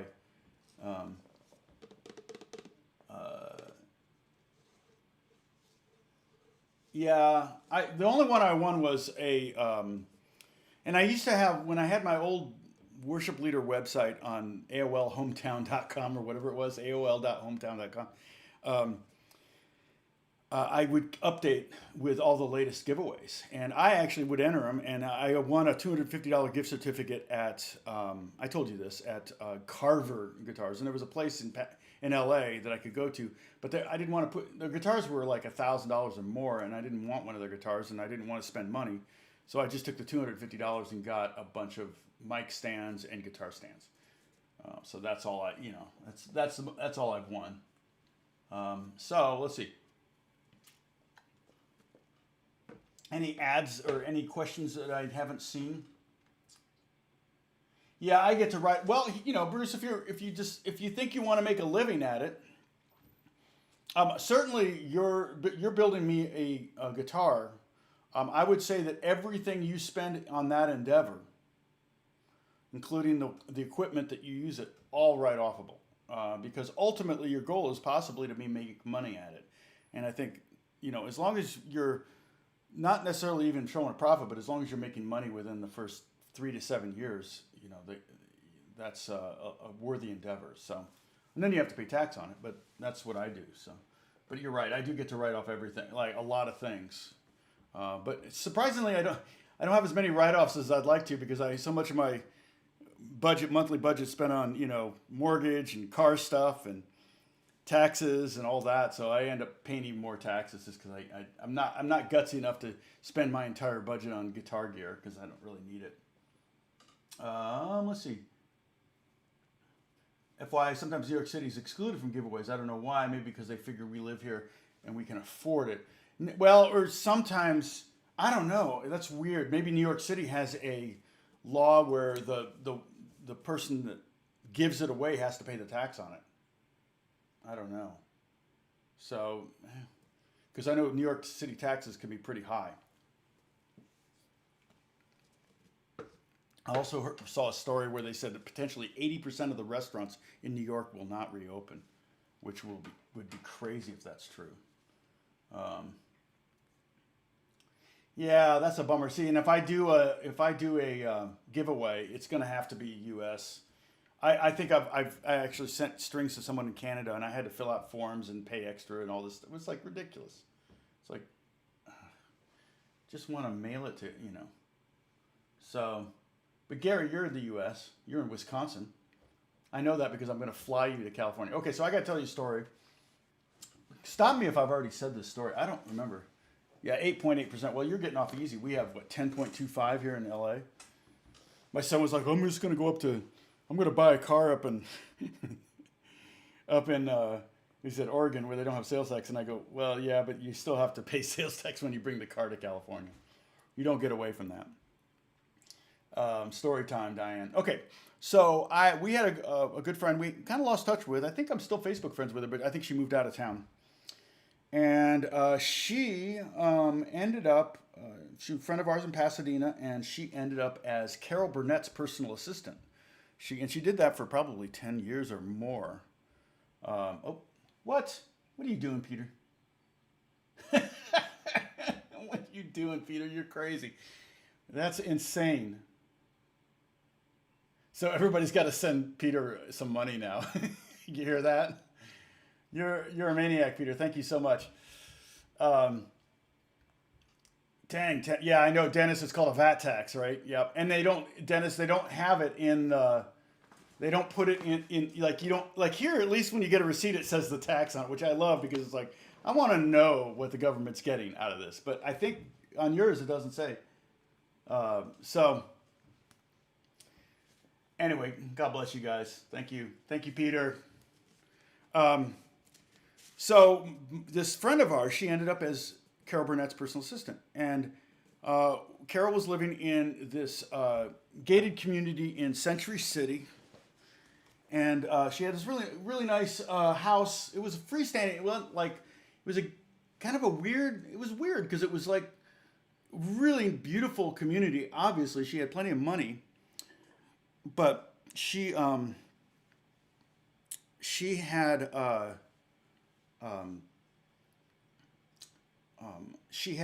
it was weird. It was like a really nice, like almost like a colonial type house, like something you would see in Alexandria, Virginia, like the beautiful houses in Alexandria. And it was just a community of those. And it was a big walled community because it was in Century City, which I'm like, that's a weird place to have a house, because Century City is just giant 45-story law offices. That's pretty much all that's in Century City. It's all like all the attorneys and stuff. So, but this was kind of stuck in the middle. It was like a little, oasis in the middle of a big city. So, then so anyway, our friend Sarah was Carol Burnett's assistant, and Carol had this like library, and in the library she had books and all this stuff, and then she had like a wall, like from one side of the wall to the other wall, one level on the bookcase of nothing but photo albums. And the photo albums were all different makes, models, sizes, colors, all that kind of stuff. And so she wanted some continuity. And Sarah lived in Pasadena, so she found that at this bookstore in Pasadena called Vrooman's, with a V as in victory, Vrooman's. They had the model that she was looking for, so she ordered a bunch of them. I don't know, 20 or 30 or 40 of them. So they all looked the same. But she ordered, it was so many that it was on back order. And then, so we went over, Beth and I went over, and Sarah went over to Carol Burnett's house, and she was there. So we met her, and she was lovely, wonderful lady. And we took all of her photo albums with us in our car home. So we had all of Carol Burnett's photo albums in our house, in our apartment. And they kept delaying and delaying. And Carol was going to pay Beth to transfer all the photos from one photo album to another. And this is before it was like an art form. Like now it's an art form, and you got to put a piece of paper under, a special kind of paper under there so it doesn't stay, Of course, none of us did that at the time. You didn't put any kind of, it was just like, and these were nice photo albums, so they probably had the right kind of cover paper and everything. But it was the kind you peel back and it's sticky, and you put the paint and you put it back down. So it took them 6 months to get these photos. And I was so paranoid having all of Carol Burnett's photo albums in our house in case there was a fire or something. That would be horrific. I was like mortified having all this stuff in there. And so, but we had her photo albums, and so we're just looking at her. So we would just sit on the sofa and look at Carol Burnett's photo albums. And there'd be pictures of like her, like Polaroid pictures of her with Alan Alda with party hats on and drinking with drinks and hey, happy birthday. It was like funny. It was like, what? Let's see. Sorry. Two broken lips. Natural album. New York, you need to register the contest for $100 and then leave a bond for the value of the prize to ensure they actually award it. Too much. Wow. That is insane. Isn't that crazy? That's just crazy. That's ridiculous. It's like, it's because they're afraid you're not going to pay tax on it. That's what it is. And it's like, it's illegal to barter and not pay tax on it. If say Gary and I gave him guitar lessons and he did brickwork on my home, technically we're both supposed to pay income tax on that money. Whatever I normally would charge for guitar lessons, whatever you charge for brickwork, we'd have to declare it as income. That's true. And I'm like, nobody does that. Good luck catching you. But I mean, holy cow. Yeah, squirrel big time. But I was looking at Two Broken Thumbs comment. That's like crazy. I hate that kind of stuff. And so we had all these photos, and there was one that was like, a birthday card. There were lots of things in there, and one was a birthday card. And it was a frog singing "Happy Birthday to You," and you open it up and it said, "Well, what did you expect, Beverly Sills?" and it was signed, "You got her, Bubbles."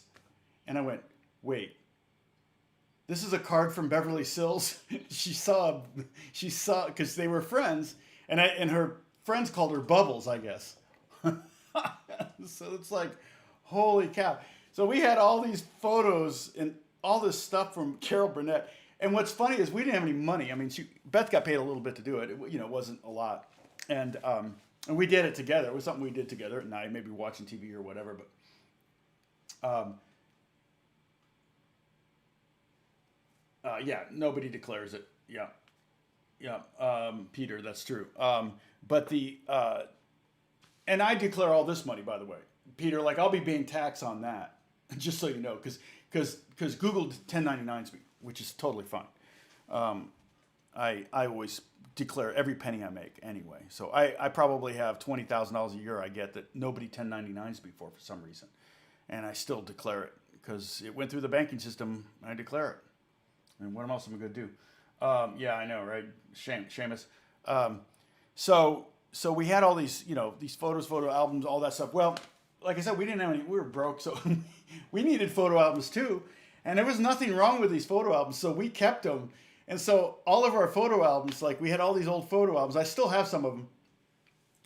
And it would be like, there'd be our photos, but then it would say, 25th anniversary of Mattress, Princess and a Pea. And it's in handwriting. It's like, whose handwriting is that? Like Carol Burnett's. And like, no, really, whose handwriting is that? Well, yeah, it's Carol Burnett's handwriting. This is her old photo album. So all our photos are in these albums that like have, like stickers on them and handwriting. I just said, well, let's leave that because it's cool, So it's pretty funny. Anyway, so that's my story. I'm sticking to it. And like I said, she was a super nice lady. And at the time, she was had resurrected her TV show. So we got to go to that a couple times, and that was really fun. And then we got to meet her. She got to go to, like we hung out a little bit, and that was really, like I said, super nice lady. And I hope she's doing well. So anyway, Bubbles is my cousin. Oh, you're kidding. Your cousin is Beverly Sills? I just thought that was hilarious. Because I'm sure what happened was Beverly Sills was looking for a card and she saw that one, or somebody may have sent it to her and said, check this out, there's a card with your name in it. She was so famous.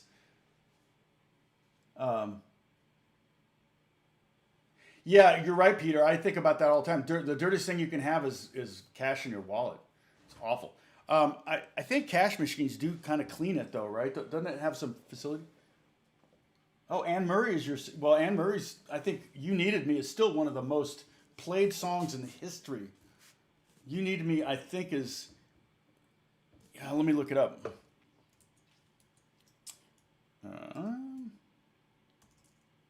Most played songs in history. You Needed Me is up there. Oh, Every Breath You Take. Let's see here. Dave's Database. Radio's most played. I'm pretty sure it's that song.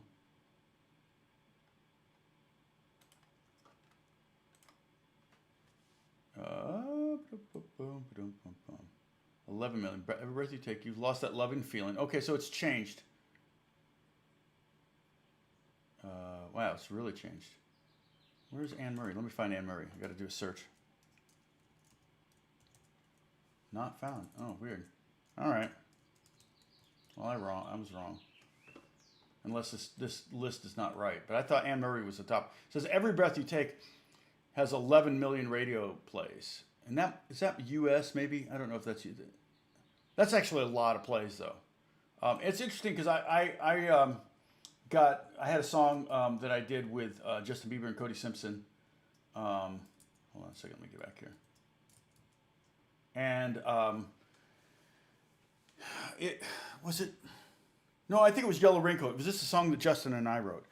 And it was kind of a in-between record release, so it got radio spins. And everybody was complaining about Spotify. I wonder if it may have been I think it was Yellow Raincoat. But it was interesting because when it came out, I had like 100 or like 1,000 spins on radio, and I made $100. And then I had 1,000,000 spins on Spotify, and I made $100. And people were like, "Yeah, Spotify rips you off." And I went, because they're only paying you $100. In my case, $100 for 1,000,000 spins. And no, we did story. I just told the Carol Burnett story. Diane's there. But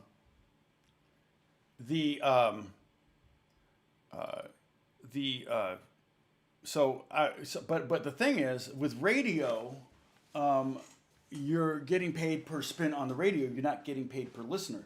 So if you do the numbers, if I had 1,000 spins on radio, if there were 1,000 people listening on each of those spins, that's a million people. That's a million pairs of ears. Well, I guarantee you, there were more than 1,000 people listening. So let's say, because some stations could have 100,000 or 200,000 or more, but let's say it was 10,000 people. So that would be 10 million pairs of ears heard my song on radio and I made $100. 1 million pairs of ears on Spotify heard my song and I made $100. Okay, so people were going, yeah, but that, it's all awful. I said, yeah, except when we're talking about millions of spins, but wait until we're talking about billions of spins. It's a whole nother game. And I have one song that's got the Home to Mama has something like 100 on Spotify, something like 150 million spins on Spotify. And that's just Spotify. You add to that Apple Music and things like that. And so it's been some decent money. It was decent money, but like Drake, when his last album came out, it was a double album. He had 5 billion spins on streaming the first week. And that typically would pay, a million spins would pay, let me see, was it a million pays about $7,000 to everybody. So a billion would be, it basically came out to about $35 million was generated the first week that record came out. 35 million for everybody involved. The label, the artists, the producers, the songwriters. There is no distributor. The way a record, like if you saw a record for sale for $10 at Target, typically Target gets $4 of that. So there's a 40% they get for 60%. So then the $6, 25% of that $6 is taken by the distributor. Well, there are no distributors in streaming music. So, but of that 450, then if there's 10 songs on that record, the record company has 450, but 9.1 cents per song on it has to go to. So they say there's 11 tracks. That's another $1 that has to go to the writers and to the publishers, and so that leaves 350 for the label to, and then the artist has a take of that, and then that's the artist gets a percentage. And maybe they don't get anything because they got a giant advance and they got to pay that back. But yeah, you can see where it dwindles down. But in the streaming realm, you get rid of Target, you get rid of the distributor, and an artist will upload things themselves, so they get all of the money. An artist, if you wrote it and recorded it and owned it 100%, then you would get that $7,000 per million spins. So, and that 7,000 is kind of that's a number I've heard from a couple different sources, and it's not a lock number. I don't think those numbers are actually as those may be negotiated. Like labels may get a little higher rate because they negotiated or something like that. But anyway, let's see. Okay, let me just check with. Now, Peter, you're not in Canada, are you? I forget where you are.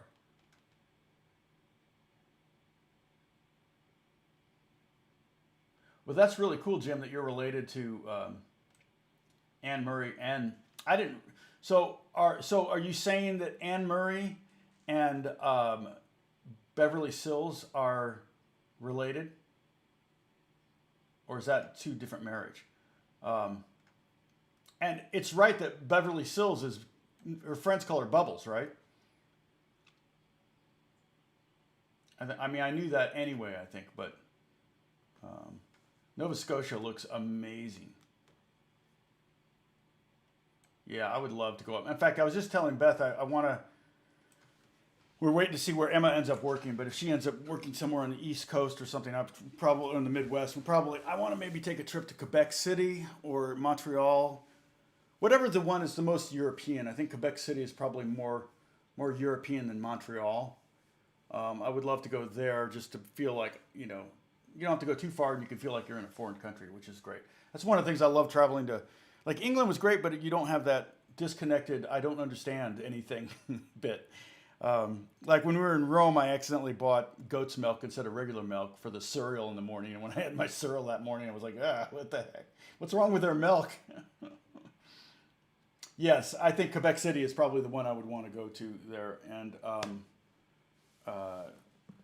but we're also planning, I'd like to do a driving trip through Croatia, down the coast of Croatia, and also love to do like 4 days in Prague and 4 days in Budapest, as they say. But also, I would love to do some Nova Scotia. I mean, some Scandinavia, Norway, Sweden in particular. I work with a couple Norwegian artists and writers, Swedish artists or songwriters. So I wouldn't mind necessarily, going up there. Yeah, my wife speaks a little French. And I'm really bummed. I recommended that TV show, The Bureau. It was on Prime, and then they took it off. May 1st, they took it off, and I'm like, what? We got almost to the end of season 1, and it was so frustrating. And it was Sundance Channel, and so I have to subscribe to Sundance Channel if I want to watch the rest of it. I'm like, I may do the 30-day trial and then quit, but I'm always leery of those 30-day trials because then try quitting. It's like, where's that button? And now you got $8 every month coming off of your credit card. Oh, okay, interesting. That makes sense though. Jim, okay. Yeah, no, Montreal, I know is a great city. I've been to Vancouver and I love Vancouver. I went to Toronto and I didn't dig Toronto. I did go to the CN Tower and stood on the plexiglass and had dinner up there, which was an awful dinner. But it's a tourist trap is what it is. Toronto, I didn't dig. I wasn't there very long, just a long weekend. But it was a lot of apartment buildings. It kind of felt like the Bronx, just dominoes stacked up apartment buildings everywhere. Montreal, I touched my face so we can all take a sip. Montreal is definitely a place I would like to see as well as Quebec City. The Anthony Bourdain in Quebec is a great episode. I'm so bummed that Anthony Bourdain's gone. It was such a great show. Yeah, see, I was in Toronto probably in 98, I think. 97, 98, 99, one of those years. I'm pretty sure it was 98. And yeah, it was just okay. I mean, I was working there. I didn't really get to sightsee a whole lot. But I loved Vancouver. What a gorgeous city Vancouver was. So I would love to take my wife to Vancouver at some point, take Beth up there. Just, there's so many things I want to do. And I want to do them while I'm still young and still can walk. Use an old, broken, what are you talking about? Two broken thumbs. Use an old gift card with no money on it. They can't charge you. We learning all sorts of, anyway, okay. So I think I've run out of steam. So tomorrow we're going to start strumming and I'm going to do I'm probably going to have to create some, I don't know if I'm going to create, we'll see if I create images. I'm not sure yet. Because I've updated Finale, which is the music writing software. I've updated that. The only thing is I don't know how to turn it into rhythmic notation. I haven't found that yet. Oh, no, I haven't figured out how to put X's on things and stuff like that. So we'll see. I'll mess around with it. Peter, thank you so much for the huge super chat. That was amazing. Peter, what city? Oh, Montreal. Is Montreal the place you can hook me up? And I'm assuming, Peter, you're in Canada? Is that right? I asked you that, but I didn't see the answer.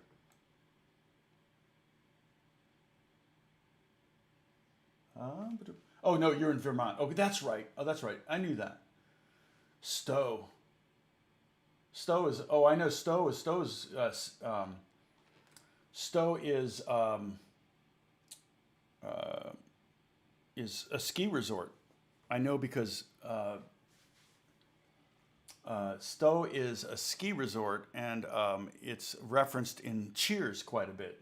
Like Sam Malone is always going to Stowe to go skiing.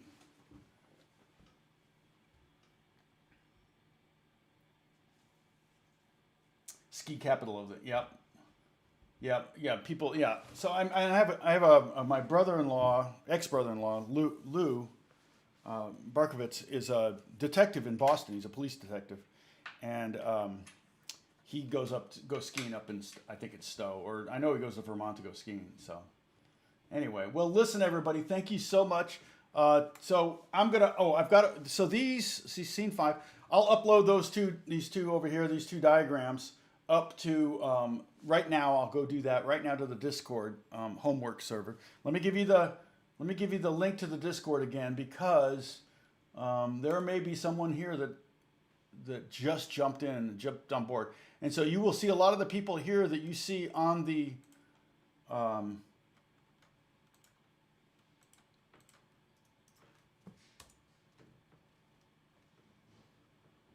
yep, and hopefully Kathy will be on tomorrow. And Bonnie, sorry for confusing me with Kathy all the time.